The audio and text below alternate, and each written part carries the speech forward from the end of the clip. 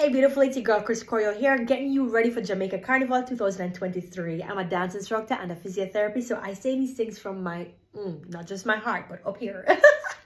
Anyway, somebody asked me, Chris, how do you get a more fluid whine on the road? So if we're whining, right, give me some whining 101 tips. So pretty much, if you're whining, every dance class that you're going to go to, they're going to show you this basic breakdown.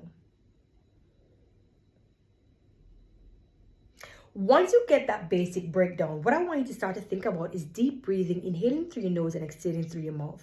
So once you're able to fill your tissues with good, clean oxygen, the tissues and muscles move a lot more fluid. If you only have a few days to go, I'd advise you to check out, for example, this video that I have here.